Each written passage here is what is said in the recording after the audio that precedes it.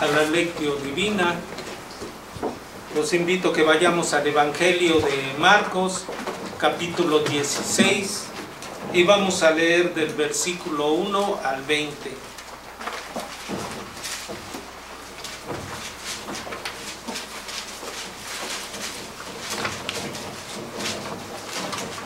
Marcos 16, del 1 al 20, va a ser como siempre alternada nuestra lectura.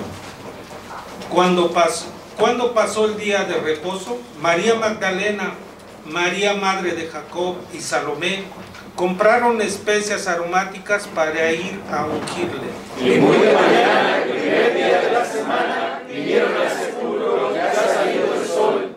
Pero decían entre sí: ¿quién nos removerá la piedra de la entrada del sepulcro? Pero cuando llegaron, vieron removida la piedra, que era muy grande. Y cuando entraron en el sepulcro, vieron a un joven sentado al lado derecho, cubierto de una larga ropa blanca, y se espantaron. Mas él les dijo: no os asustéis, buscáis a Jesús Nazareno, el que fue crucificado, ha resucitado, no está aquí, mirad el lugar donde le pusieron. Pero id, decid a sus discípulos y a Pedro que él va delante de vosotros a Galilea. Allí le veréis como os dijo. Y ellos se fueron huyendo del sepulcro, porque les había tomado temblor y espanto, ni decían nada a nadie, porque tenían miedo. Habiendo pues resucitado Jesús por la mañana, el primer día de la semana, apareció primeramente a María Magdalena, de quien había echado 7 demonios. Y yendo ella, lo hizo saber a los que habían estado con él, que estaban tristes y llorando. Ellos, cuando oyeron que vivía y que había sido visto por ella, no lo creyeron. Pero después apareció en otra forma a 2 de ellos que iban de camino, yendo al campo. Ellos fueron y le hicieron saber a los otros, y ni aun a ellos creyeron. Finalmente se apareció a los 11 mismos, estando ellos sentados a la mesa, y les reprochó su incredulidad y dureza de corazón, porque no había creído a los que les habían visto resucitado. Y les dijo: id por todo el mundo y predicad el evangelio a toda criatura. El que creyere y fuere bautizado será salvo, mas el que no creyere será condenado. Y estas señales seguirán a los que creen: en mi nombre echarán fuera demonios, hablarán nuevas lenguas. Tomarán en las manos serpientes, y si bebieren cosa mortífera, no les dará daño. Sobre los enfermos pondrán sus manos y sanarán. Y el Señor, después que les habló, fue recibido arriba en el cielo y se sentó a la diestra de Dios. Y ellos saliendo predicaron en todas partes, ayudándoles el Señor y confirmando la palabra con las señales que las seguían. Amén. Amén. Vamos a responder a esta lectura entonando la alabanza número 218, Partió mi Maestro.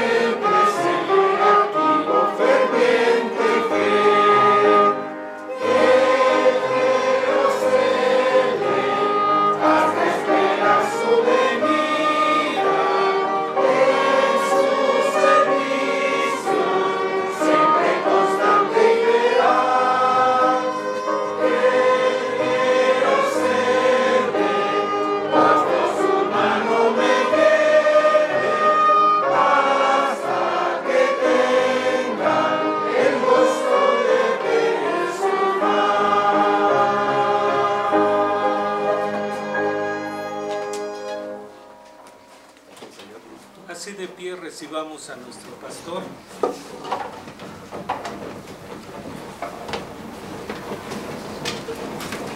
Tomen su lugar, por favor.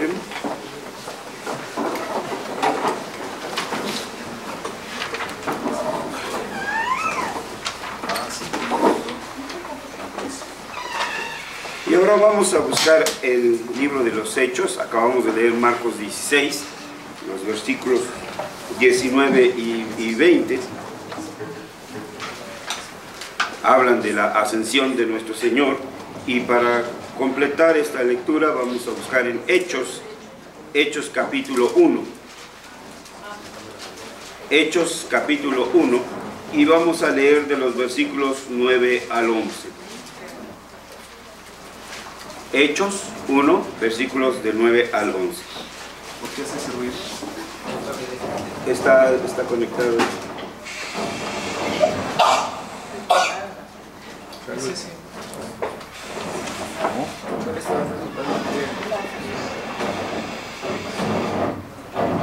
No se tiene mucho.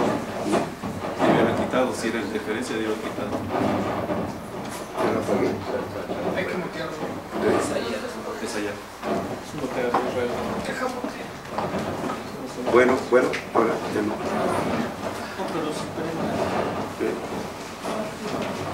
Sí, es que no es el micrófono. Entonces sin micrófono. Bueno. Decíamos entonces versículos del 9 al 11. Vamos a leerlo juntos. Dice así: y habiendo dicho estas cosas, viéndolo ellos, fue alzado, y le recibió una nube que le ocultó de sus ojos.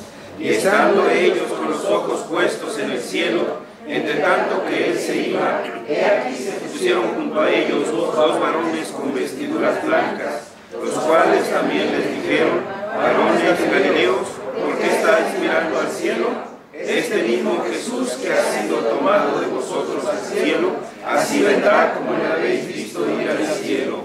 Amén. Vamos a orar.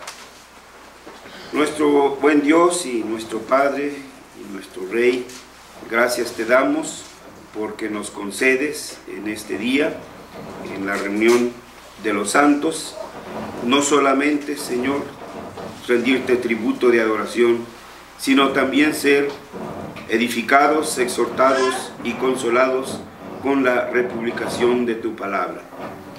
Te pedimos, Señor, tu bendición para que tu Espíritu Santo, obrando en nuestros corazones, podamos ser, Señor, transformados por tu poderosa palabra y entonces irrumpir, Señor, a donde tú nos has mandado, como lo dijo nuestro Señor en su oración que dirigió a ti. No son del mundo, pero también dijo que nos enviaba al mundo. Te pedimos, Padre bendito, entonces, que ahí seamos luz, que ahí seamos sal, que ahí seamos luminarias. En el nombre de Cristo Jesús. Amén. Yo creo que hay que apagar mejor la consola. Sí, porque apagaste aquí. Bueno, pues hoy es, aparte de ser domingo, es un día especial. Y si ustedes ven, entran a las distintas Facebook, a YouTube, o entran a Internet y ven a distintas iglesias, y por lo general ustedes van a ver que es plano, es llano, es liso. No hay un momento especial para eventos como este. No estoy diciendo que no sean bíblicas sus predicaciones, no estoy diciendo que no sean sanas, no ese es el punto, sino simplemente que esta fecha pasa desapercibida. Bueno, podemos entenderlo de nuestros hermanos de otros movimientos. Lo que sí trae tristeza es que entre nuestras iglesias presbiterianas, en nuestras iglesias reformadas, entren igual a esas páginas y ustedes van a ver que tienen tendrán sus programas de predicaciones, sus temas, etcétera, pero estas fechas pasan desapercibidas. y pareciera que no tuviera importancia. Pero no es así, hermanos. Porque si ustedes ven en otras iglesias presbiterianas de otros lugares, por ejemplo Europa, ¿sí? Pero nosotros no somos europeos, esa es una de sus salidas. Nosotros somos latinoamericanos. No, un momento. La Biblia es la misma para ti que para el chino, que para el alemán y que para el japonés. Así que para ahí tu carro. Porque no es cuestión de culturas. Es de fidelidad a la palabra. Y aquí en la Escritura dice que subió al cielo, que está a la diestra del Padre. Aquí en la Escritura dice que volverá y que va a juzgar a los vivos y a los muertos. ¿No debemos entonces eso predicar? Porque entonces lo omitimos. Ese es el punto, hermanos. Si este tema no fuera importante, ¿por qué, por ejemplo, el credo de los apóstoles habla que ascendió a los cielos? ¿Por qué los catecismos? ¿Por qué las confesiones? El compendio de la religión cristiana, ahí también menciona la ascensión del Señor. La institución de la religión cristiana, páginas 387 a 390, habla de la ascensión. Los símbolos de Westminster hablan también de la ascensión. Catecismo menor, pregunta 28, Catecismo mayor, pregunta 51 y 53, Confesión de fe, páginas 63 al 64. La Confesión de fe escocesa, la primera confesión de fe de los presbiterianos, en su capítulo 11, habla de la ascensión. Tan importante era el tema que en su secuencia de sermones, Calvino tiene varios sermones sobre, en el apartado de sermones sobre la obra salvadora de Cristo, está también allí, hermanos, marcado varios sermones sobre la ascensión de Jesucristo. Entonces, como ven, esta es la importancia del tema. En el Catecismo de Heidelberg, ustedes vieron ahí a un lado en el lado izquierdo de donde está el programa, ¿sí? Está la pregunta 46, la pregunta 49, y me quedé corto por el espacio, porque están involucradas más preguntas.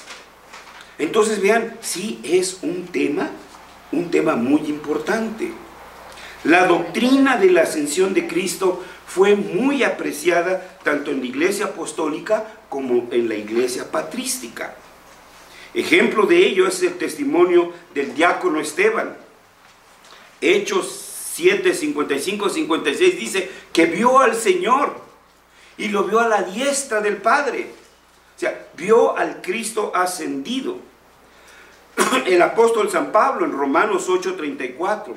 Hebreos 1:3 habla de la ascensión. El apóstol Pedro, primera de Pedro 3:21 y 22. El apóstol Juan en Apocalipsis 3:21, entre otros. Entonces, hermanos, si está en las Escrituras, ¿por qué nosotros no vamos, si esa es nuestra tarea, proclamar las Escrituras? Durante los primeros 4 o 5 siglos de la historia de la iglesia, la existencia de un calendario litúrgico o año cristiano revela la importancia que le daban a estos hechos del Evangelio. Ya tenían un calendario litúrgico. Y dentro de ese calendario estaba la ascensión del Señor. Por ejemplo, el tiempo de la Cuaresma, la semana de la Pasión de Cristo, la ascensión del Señor, Pentecostés y otras festividades. Que no fue una ocurrencia de un pastor o ocurrencia de otro pastor, fue el resultado de un concilio. Las iglesias se reunieron en concilio y dijeron, es bueno recordar estas cosas. No, pero hoy las iglesias tienen cultos especiales para el 14 de febrero. ¿Sí? Tienen cultos especiales para el 15 de septiembre. Y pastores, no sé si decirles pastores, bueno, pues sí, Dios, porque iba yo a decir otra cosa.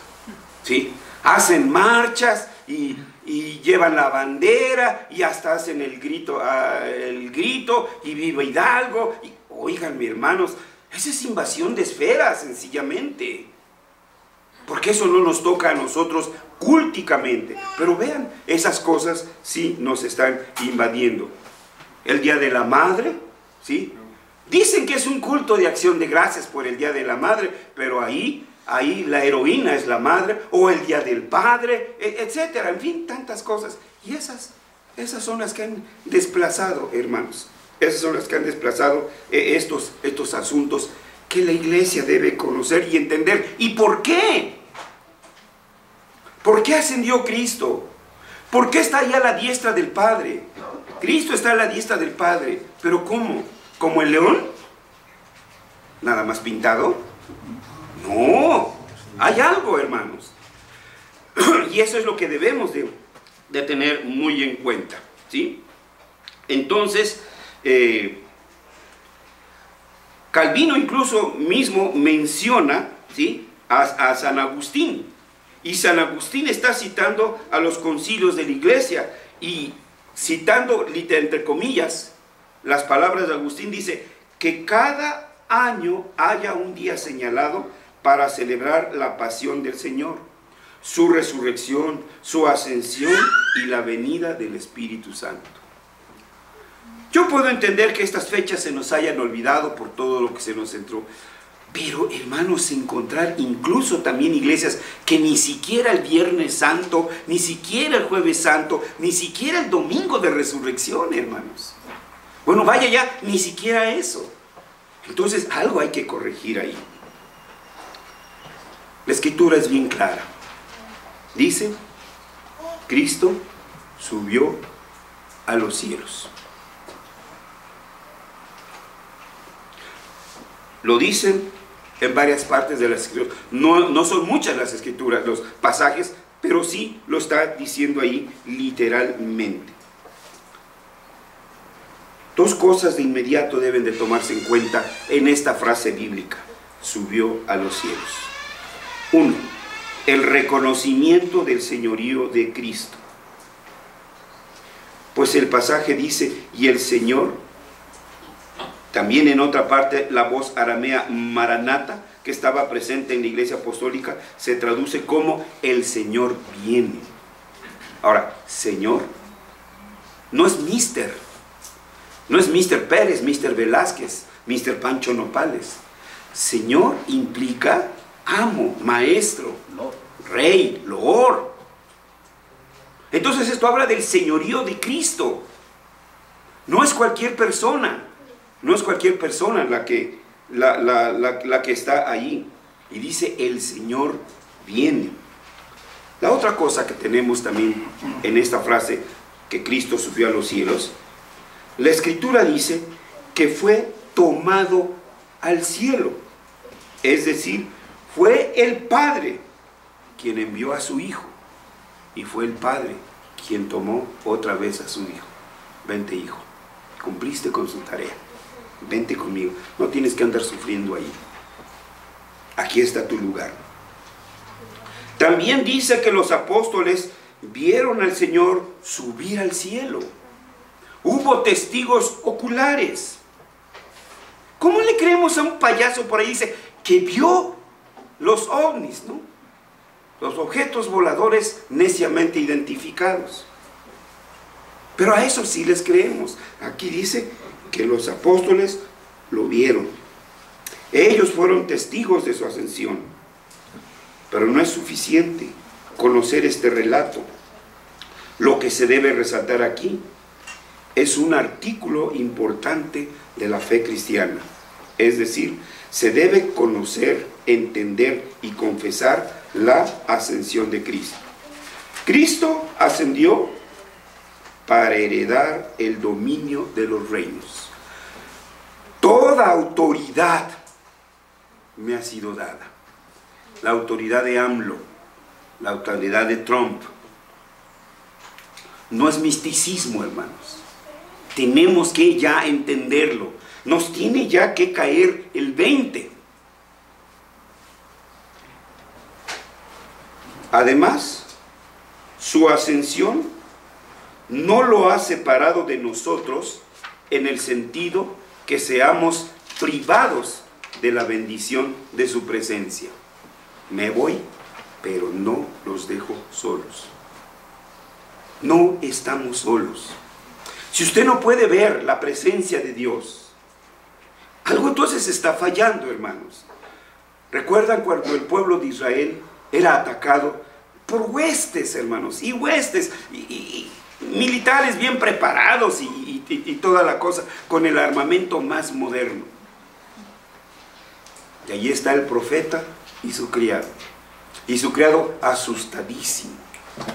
Asustadísimo de ver. Imagínense nada más que nos la cumple Trump y nos ataca por el norte, por lo menos por el norte, por el Golfo y por el otro lado. Tiene suficientes, sí, suficientes naves, suficientes barcos, portaaviones, etc. No era una invasión como lo hacía Hitler en sus blitz a los países que ocupó. Y nos asustaríamos, hermanos. De hecho, nos asustamos. Miren, nomás ladra a alguien, no quiero decirle su nombre, y las bolsas para abajo. Ahí están las bajos, el peso para abajo. Oígame, ¿qué pasó, hermanos, entonces? ¿Y qué le dice el Señor? Abre sus ojos. Y entonces el criado, el Señor le abre los ojos y ve las huestes de ángeles alrededor de todas las colinas. Las batallas son del Señor.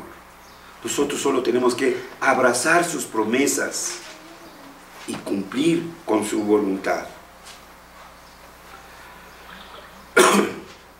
No estamos solos. Me voy, pero no estoy solo. No los dejo solos. Enviaré el Consolador. Así que no estamos solos. Por el contrario, su ascensión nos ha abierto un acceso al cielo. Usted no necesita un mediador, un recepcionista, ¿sí? Consígueme una entrevista o intenten ir allá al Vaticano y pidan una entrevista con el señor de allí, ¿no? A ver si se las dan, ¿sí? Tenemos ahora sí que acceso directo al Padre. Si tenemos acceso directo al Padre, pues ¿qué nos importa que no nos den entrevistas allí en esos lugares? Como dicen los mismos papistas, estando bien con Dios, man que se enojen los santos. Sí. Nosotros tenemos entonces entrada directa. 3. Cristo es cabeza de la iglesia. Este es un punto que debemos de entender. A quienes nos ha puesto el Señor frente a una iglesia. Que el Señor de la iglesia es Cristo, no nosotros. Y que de la misma manera que nos puso, es de la misma manera que nos puede quitar. Que los ancianos los puso el Señor, y de la misma manera que los puso, los puede quitar. Y lo hará. Porque Él es la cabeza de su iglesia. 4.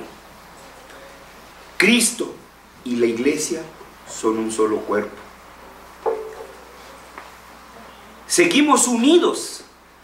¿De qué manera? Bueno, no lo podemos entender, pero las Escrituras dicen que la iglesia es el cuerpo glorioso de Cristo. Y que ese cuerpo tiene una cabeza, y que esa cabeza es Cristo. Luego el cuerpo, a través de su cabeza, que es Cristo, está real y permanentemente presente en el cielo. Un pasaje puede ayudarnos, repito, no es el único, pero por ejemplo, Hebreos 9:24. Si alguien nos ayuda y lo lee, Hebreos 9:24.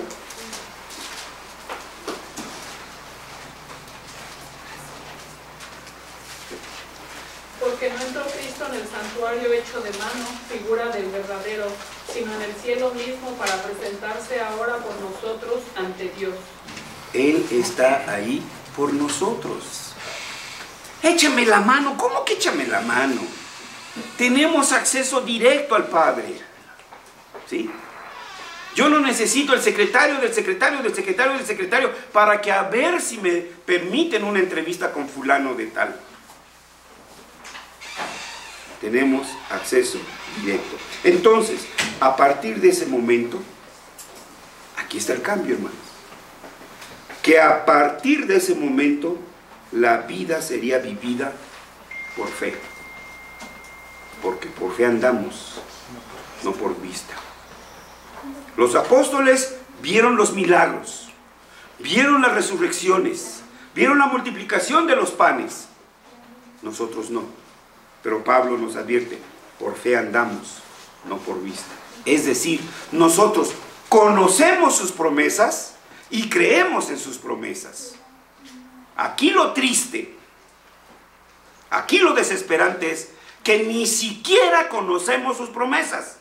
Por eso nuestra fe es flaca, débil.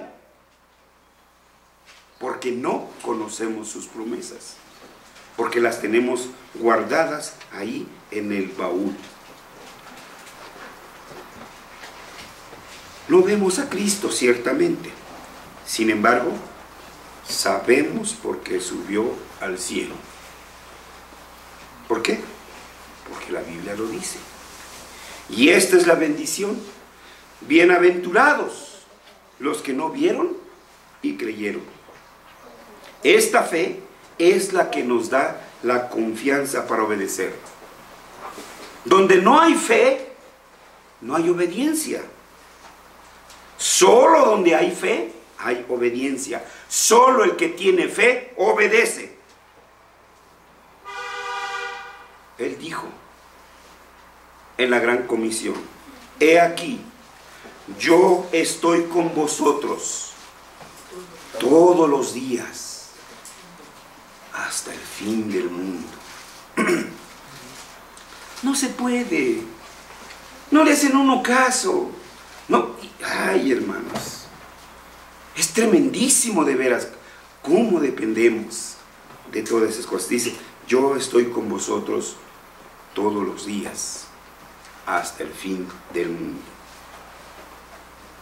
La otra frase que también debe tener mucho impacto en nuestra vida es que está sentado a la diestra de Dios Padre.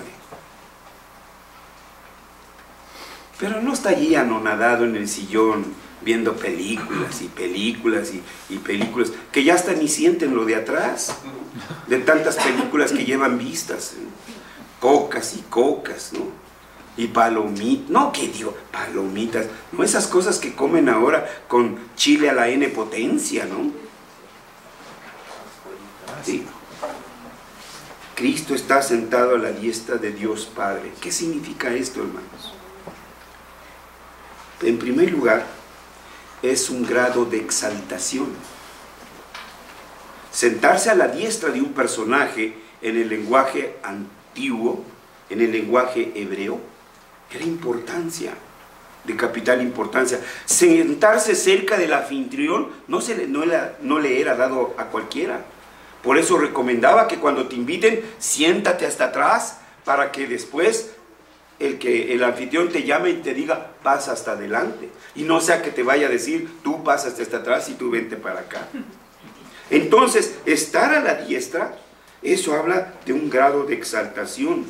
Y esto es inseparable de la resurrección y de la ascensión. También, hermanos, era ya conocido por los discípulos, porque fue anunciado por sus primeros, por sus maestros. El mártir, Esteban, un poco antes de su lapidación, dice, vio al Señor sentado a la derecha del Padre. Hechos 7:56. Los apóstoles enseñaron acerca del lugar de Cristo junto al Padre. Primera de Colosenses 1, Primera de Pedro 3:22, Apocalipsis 3:21 y otros pasajes. Él está ahí a la diestra. Ahora bien, la expresión estar sentado a la diestra del Padre indica el lugar de honor que Cristo ha obtenido por su perfecta obediencia y el perfecto cumplimiento de aquello que el primer Adán no pudo hacer. Indica también la gloria, la majestad y la autoridad de Cristo sobre su iglesia, sobre los ángeles, sobre los hombres y sobre el universo entero. Perdonen la expresión y lo directo, aunque después me llame el consistorio. A mí me importa poco que Pancho Nopales diga no creo, porque Dios también es soberano sobre él. Y horrenda cosa es caer en manos de Dios vivo. Más bien, nosotros debemos de orar por nuestros familiares, porque el día que el Señor se les aparezca con su gloriosa majestad, hasta diarrea les va a dar. Pablo, el perseguidor, de rodillas cayó. Como dicen, se le volvieron las patas de hilo, de agua. Él es soberano sobre todo. Cristo está a la diestra del Padre para gobernar a su iglesia. Pero aquí otra vez lo que hemos venido. Entendamos, hermanos, la amplitud y los alcances del significado de la palabra iglesia. La iglesia no es solamente el momento cúltico como el que ahorita estamos. No decimos voy a la iglesia. Sigo siendo iglesia ahorita, a la salida, y mañana y pasado mañana. Ahora, como iglesia, estoy celebrando un culto, pero sigo siendo iglesia. Cristo está a la diestra del Padre para gobernar su iglesia. Por tanto, la iglesia no tiene ni reconoce ningún otro sumo pontífice de Cristo, que Cristo. ¿Cómo entonces ciertos hombres que se dicen líderes y representantes de la iglesia evangélica, incluso hasta algunos presbiterianos, para vergüenza nuestra, suplicándole al Papa que le levante la excomunión a Lutero, que le levante la excomunión a Calvino? ¿Qué hizo? ¿Alguien sabe? ¿De casualidad, hermanos? ¿Han leído la historia? Porque hay libros, ¿eh? ¿Sí saben qué hizo cuando recibió la notificación Lutero? Cuando le llegó la bula de su excomunión.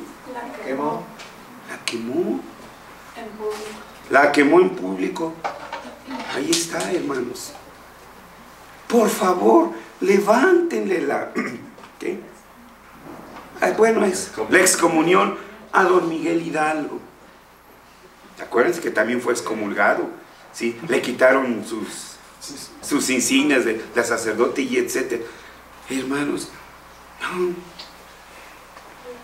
El único cabeza de la iglesia es Cristo. El único jefe de la iglesia es Cristo. Ni el sacerdote, ni el pastor, ni el consistorio, ni siquiera el César puede erigirse como jefes y cabezas de la iglesia, porque esa entonces sería una usurpación de funciones y de poderes. Por otra parte, Cristo, desde la majestad del Padre, intercede permanentemente por su iglesia. Por eso ella, cuando ora, pide en el nombre de Cristo. Esto es muy importante, hermanos, porque sabe que el único que puede llevar nuestras oraciones al Padre es Cristo. Por eso pedimos en el nombre de Cristo. Y no solamente aquellos que han experimentado el nuevo nacimiento pueden invocar el nombre del Salvador. Perdón, quiero decir, solamente aquellos que han experimentado el nuevo nacimiento pueden invocar el nombre del Salvador. Nadie puede decir en el nombre del que predica fulano, o en el nombre del que cree mi hija, en el nombre del que cree mi abuela, en el nombre del que cree mi papá. Tiene que ser personal, porque yo creo en Cristo, puedo decir en el nombre de Cristo. Desde este mismo lugar de honor, el Señor Jesús defiende a su iglesia. Esa fue su promesa. Juan 16, 33. Me gustaría que alguien lo leyera. Juan 16, 33.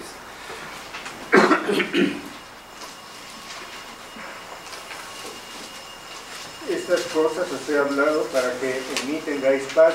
En el mundo tendréis aflicción, pero confiad, yo he vencido al mundo. Ahí está, hermanos. ¿Sí? Pero también desde ahí provee también dones para su edificación. Nos da maestros.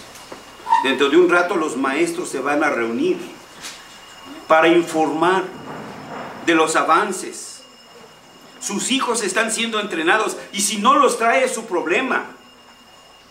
Pero Cristo le ha mandado un hijo especial, un maestro especial para su hijo, para su hija. Si usted no los trae, usted es el responsable. Si mañana o pasado su hijo o su hija se desvía, no le eche la culpa a la iglesia. Usted fue el culpable, usted fue la culpable.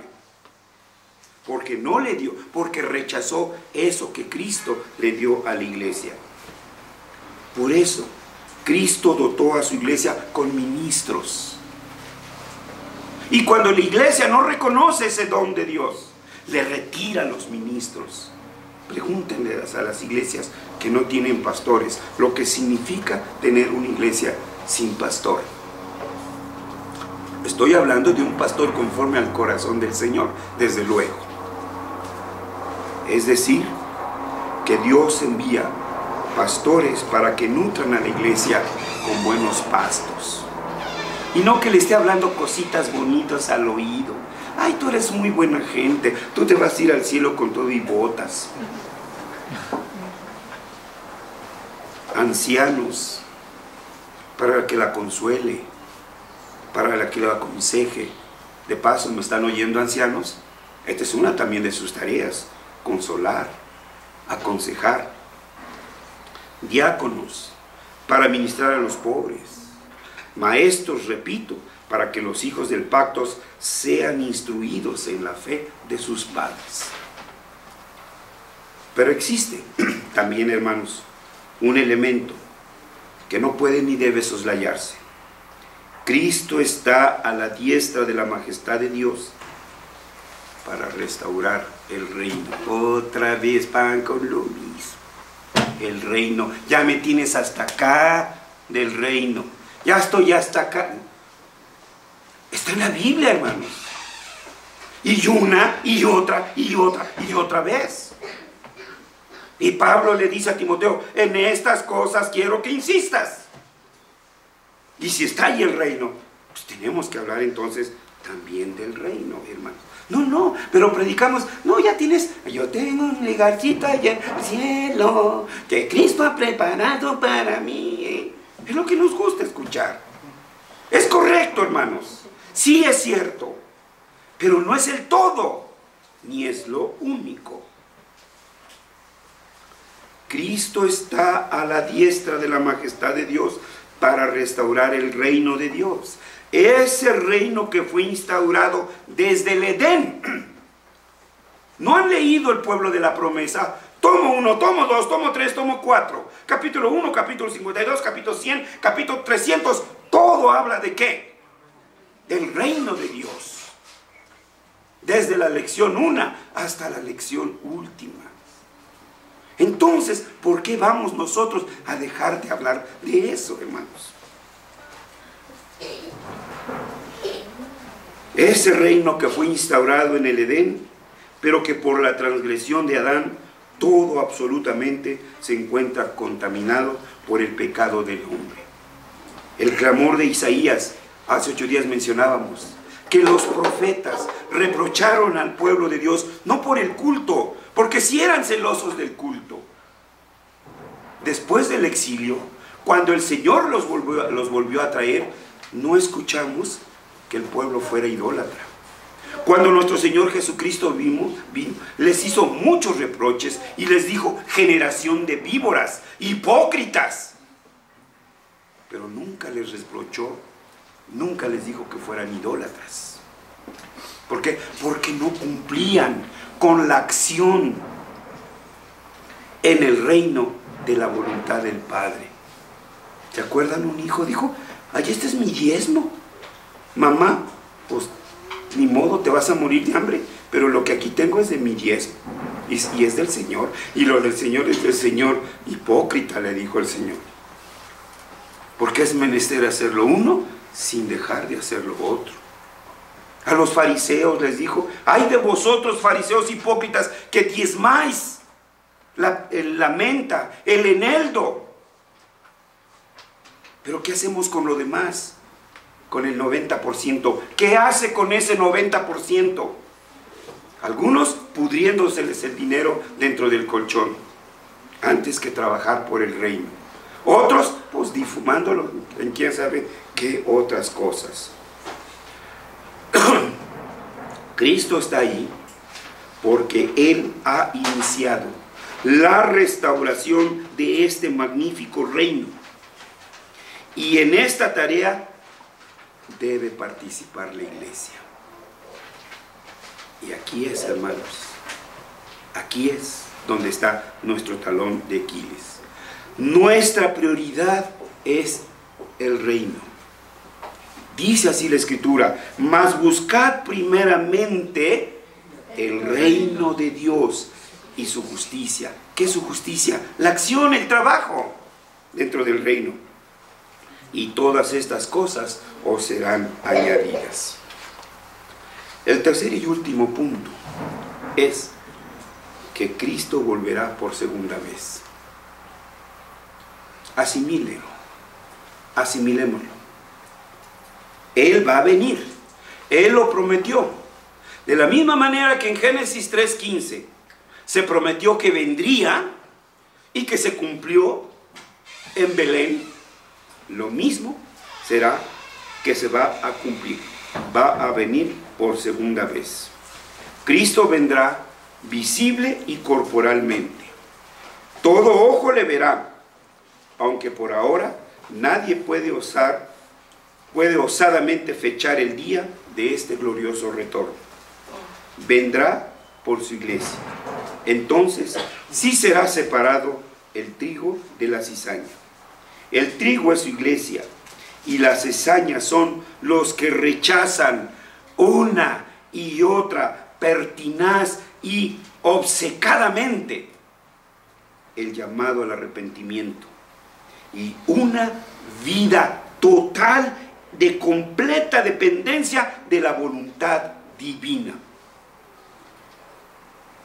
Somos hiperespirituales en el culto, pero cuando estamos fuera del culto parece que comiéramos renacuajos ya en putrefacción.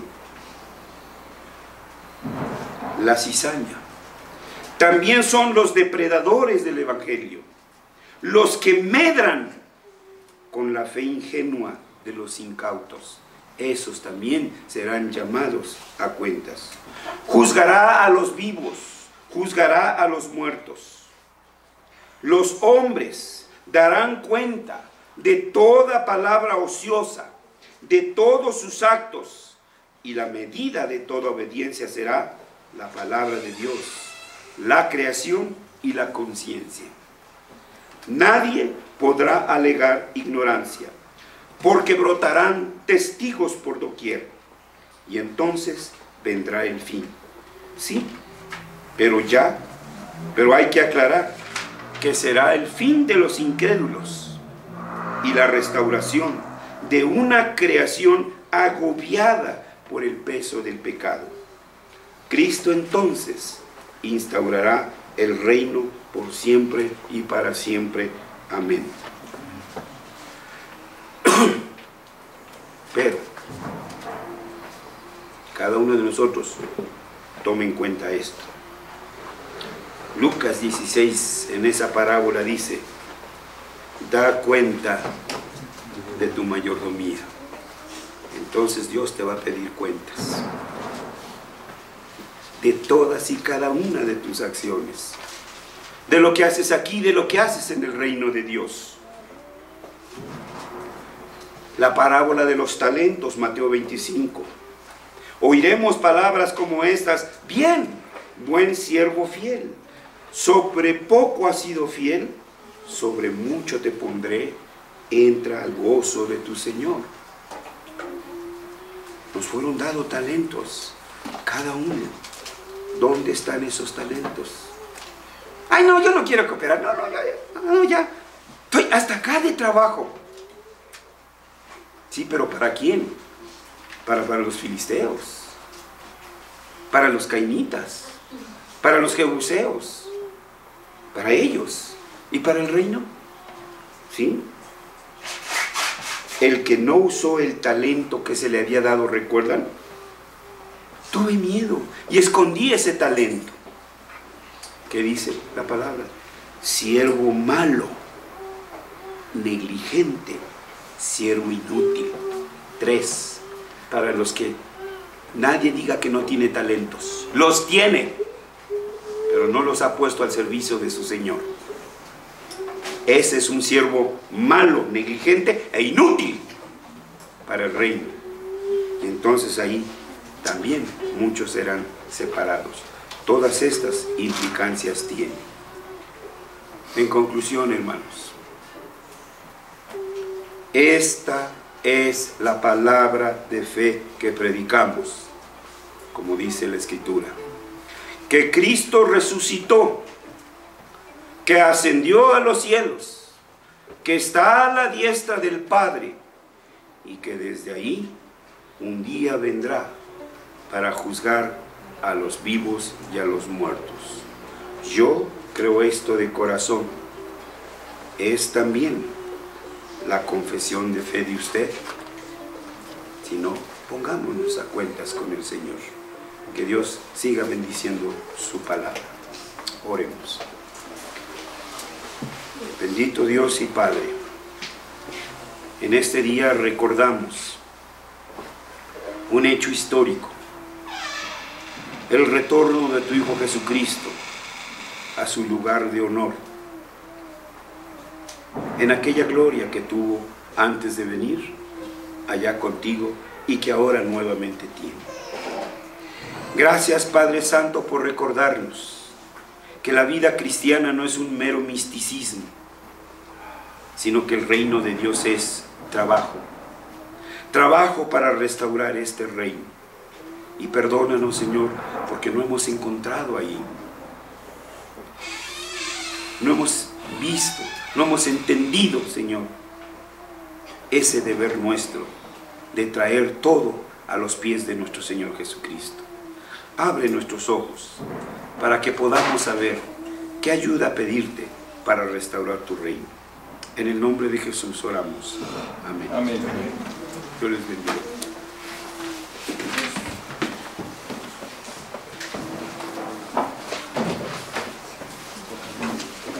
Gracias a Dios por su palabra.